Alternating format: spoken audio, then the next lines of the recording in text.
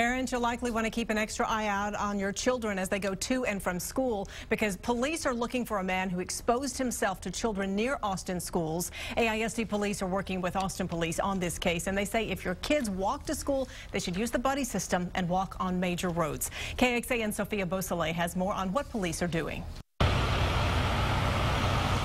This was the scene outside two middle schools before and after class. AISD police units keeping a vigilant eye out. We want to find that individual and take him off the streets because we don't want the situation to arise into something more dangerous for the student body. Police say a man exposed himself to kids 3 times last week. Halloween morning, the suspect drove next to a girl on Duval Street near Webb Middle School. He offered her money, stopped in her path, then exposed himself.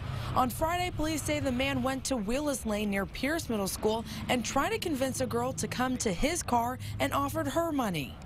I don't think it's right. I'm going to be a grandmother, and I wouldn't want my grandbaby to be exposed to something like that. 30 minutes later, he was back on Duval Street. Police say he was driving alongside a middle school girl, asked her several questions, told her that she was pretty, and then exposed himself.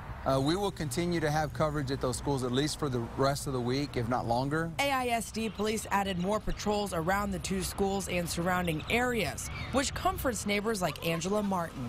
Because we have a lot of kids on this street. Like when the school's out, a lot of kids are walking up and down all the time. So it's really good that they're doing that. In North Austin, Sophia Beausoleil, KXAN News. Thankfully, the girls were able to get away. They weren't hurt. And here's a description of the suspect for you. Witnesses describe him as an Hispanic man in his 30s. He's light-skinned, brown hair, only speaks Spanish. One witness described him as having hair taller in the center, shaved on the sides, a mohawk look. And 2 of the girls say he was driving a green 4-door sedan car, had a sunroof.